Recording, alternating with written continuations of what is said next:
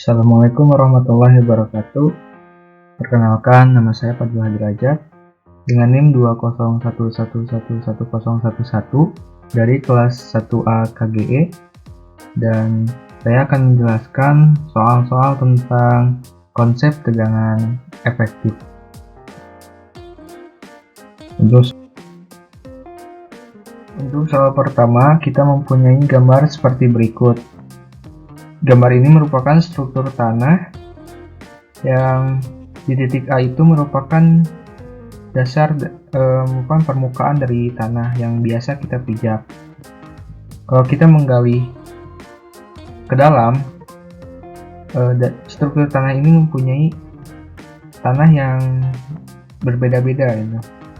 Jadi di kedalaman 5 meter ini, si jenis tanah ini merupakan tanah kering. Untuk di kedalaman lebih dari 5 meter itu, si tanah ini memiliki kadar air gitu, makanya di sini ada gamasat. Tetapi di kedalaman 7 meter, si gamasatnya itu hanya 18,4. Nah, sedangkan kalau kita menggali lebih dari 7 meter itu, kita akan mendapatkan 9 gitu, 19,5 kN. Nah, dari gambar ini kita itu harus menentukan nilai tegangan total, tegangan efektif, dan tegangan air pori dari titik A, B, C, D, serta kita harus membuat grafiknya.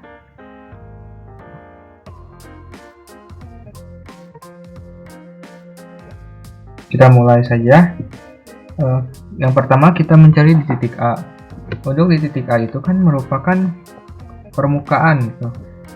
Jadi di atasnya itu tidak ada struktur tanah gitu. Yang ada hanya udara, sehingga tegangan total, tegangan air pori, tegangan efektifnya itu semuanya 0. Kita lanjut saja ke titik B. Di titik B ini tegangan totalnya itu kita bisa tentukan dengan kedalaman H1 dikali gamma dry.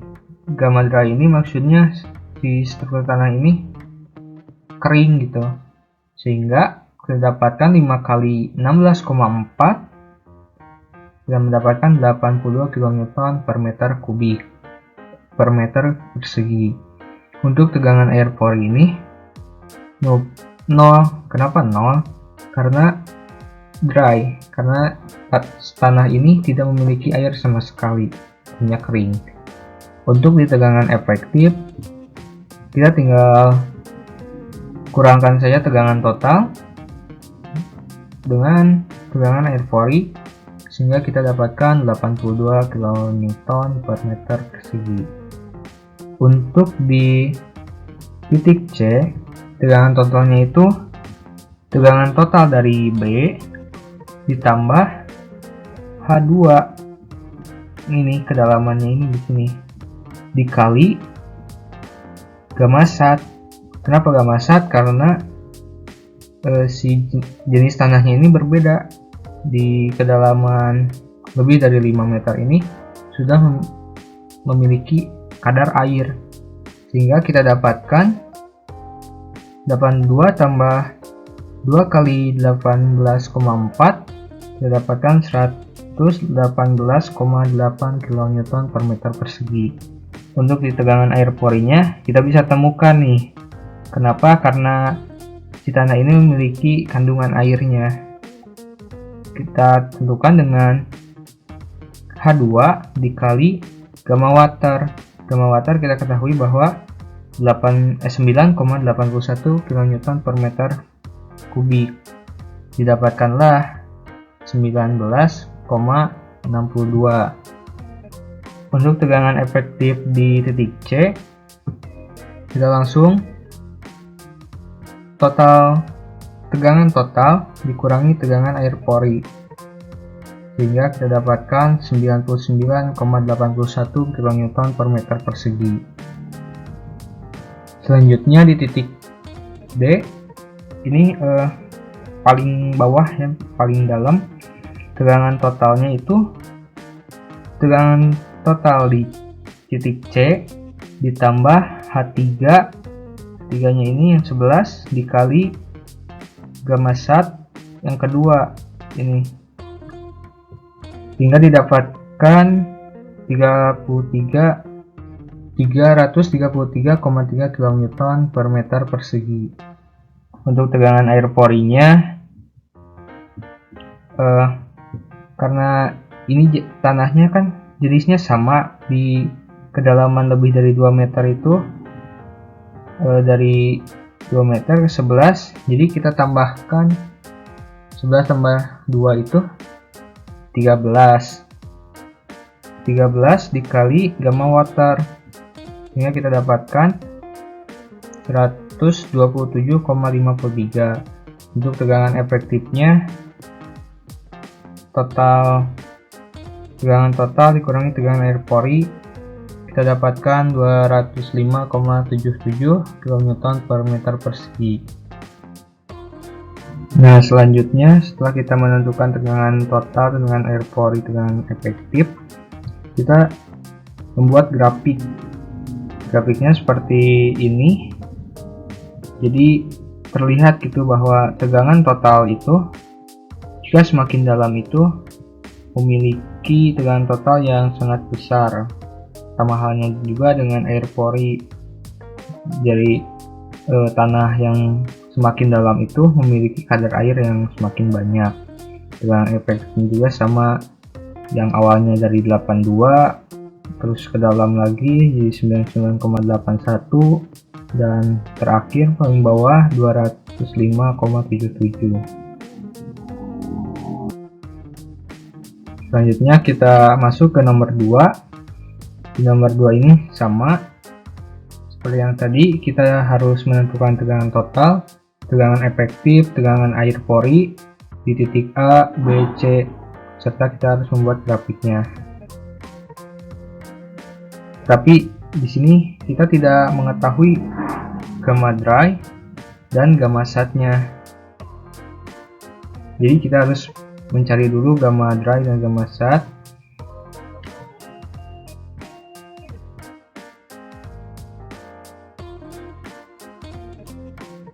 Pertama kita cari gamma dry untuk di lapisan yang ini. Kenapa gamma dry? Karena ini strukturnya pasir, jenis tanahnya pasir, artinya tidak memiliki kadar air.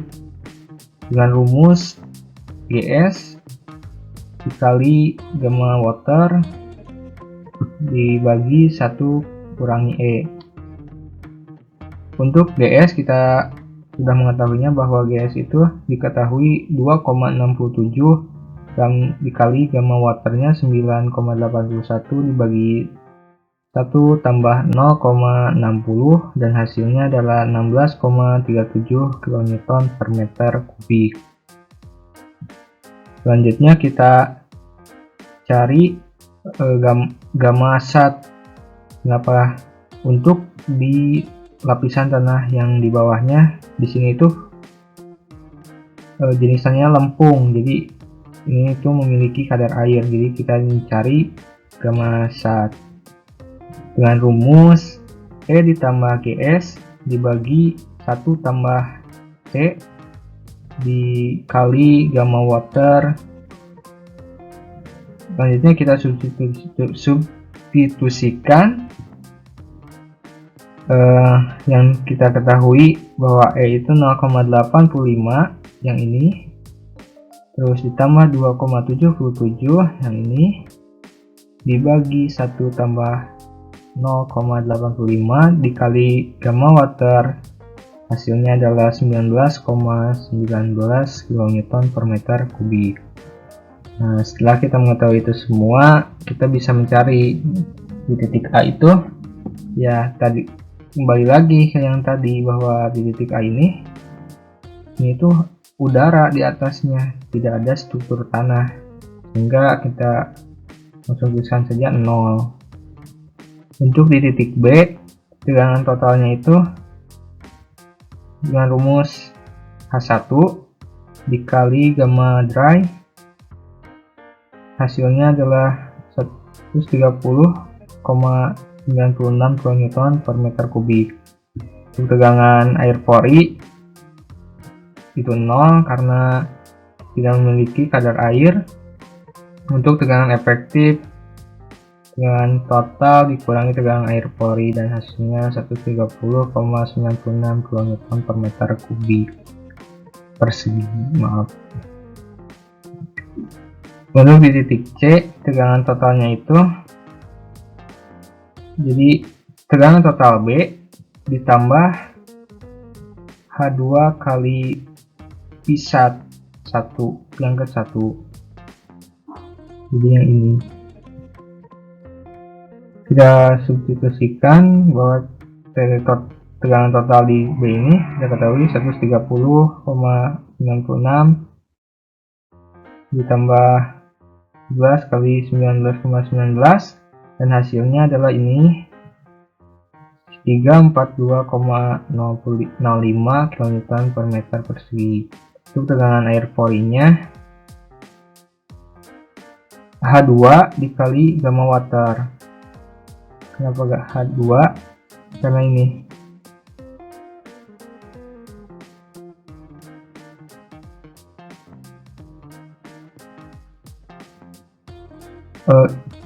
ini belum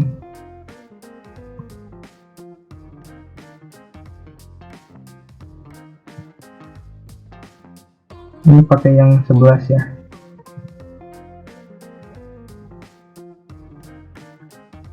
Selanjutnya kita cari tegangan efektif di titik C. Tegangan total dikurangi tegangan air pori dan hasilnya 234,14 kN per meter persegi. Selanjutnya kita buat grafiknya seperti yang nomor pertama, sama saja ya, bahwa semakin dalam itu kepemilikan tegangan total, tegangan porinya itu semakin besar gitu. Kita lanjut ke nomor 3. Jadi di nomor 3 ini seperti nomor 2, tetapi air MAT nya, muka air tanahnya itu dinaikkan 4 meter di bawah permukaan tanah. Jadi kita lihat contohnya, soalnya seperti ini. Jadi yang awalnya 11 itu kita naikkan 4 meter. Jadi yang awalnya di sini kita naikkan 4 meter. Ini 4 ya, kita anggap 4 meter. Jadi titik B-nya itu jadi di sini. Seperti itu. Sehingga kita dapatkan H2-nya itu 15 meter. Nah, gimana sih cara kita membandingkannya? Jadi cara perubahan tegangan efektifnya itu tinggal tegangan efektif sesudah naik dikurangi tegangan efektif sebelum naik. Nah, sebelum kita masuk ke sini, kita cari dulu tegangan efektif sebelum naiknya sudah kita tentukan kan di soal nomor 2 tadi. Nah, kita cari tegangan di titik tegangan efektif di titik C setelah naik. Sama saja sih rumus-rumusnya. Di tegangan total itu tegangan total B ditambah H2-nya kita ubah jadi 15 karena kan sudah naik. Nah, dikali 19,19 hasilnya 418,81 kN per meter persegi.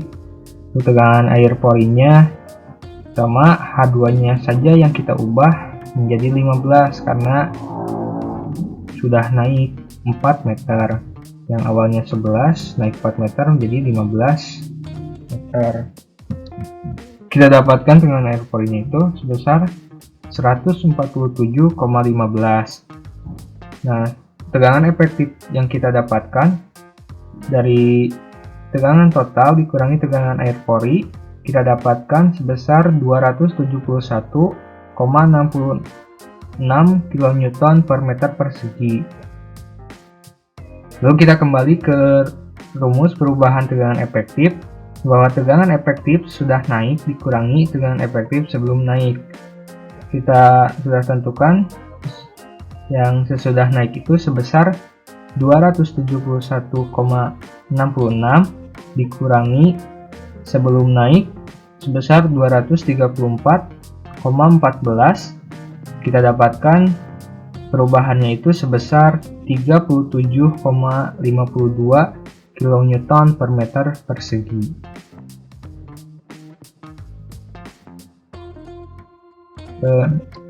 Hanya itu yang saya bisa sampaikan. Mohon maaf apabila banyak kesalahan atau kekurangan. Wassalamualaikum warahmatullahi wabarakatuh.